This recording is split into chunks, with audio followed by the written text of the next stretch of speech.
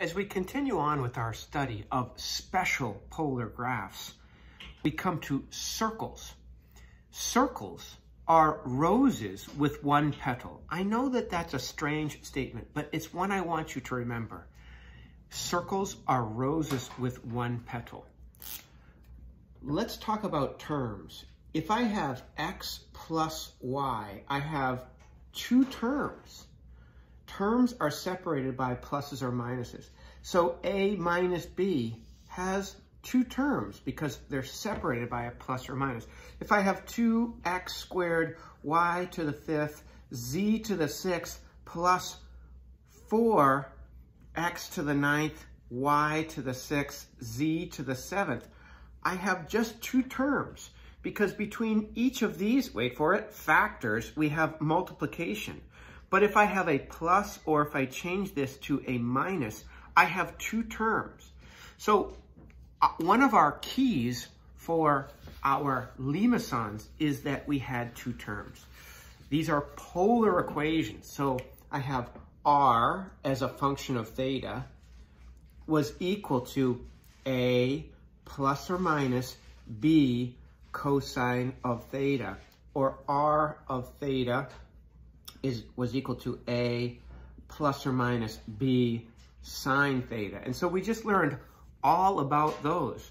Notice in each case I have that plus or minus, which meant I could separate this into two terms. So if I see two terms, I think that's got to be a limacon. And then we had 4 flavors of limacons. But now what I want you to think about is what happens if we have just one term, like r of theta, r is a function of theta. Do we have to write that? Not really. Is equal to a sine b theta, or r of theta equals a cosine of b theta. These are potentially circles, but what I want to call your attention to is the fact that we just have one term because this is a times cosine of b times theta. Our angle is b times theta. Our coefficient of our angle is b.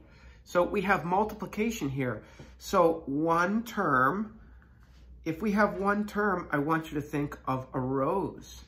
And if it's a rose with one petal, it's a circle. Well, we know what a rose looks like. It's a flower. If we're going to dissect the different parts of this rose, A would be the petal length. And B will be the number of petals. But we started talking about circles. So I'm going to change my headline here to circles. And we remember that circles are roses of one petal. So that means that this will be 1. Now, I don't usually write 1 there, so I'm just going to erase that and we'll understand that it is 1. So r equals a cosine theta, where this coefficient of the theta is 1, is going to be a circle.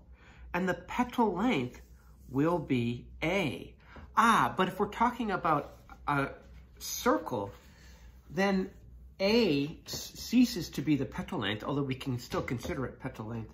This will be the diameter of the circle.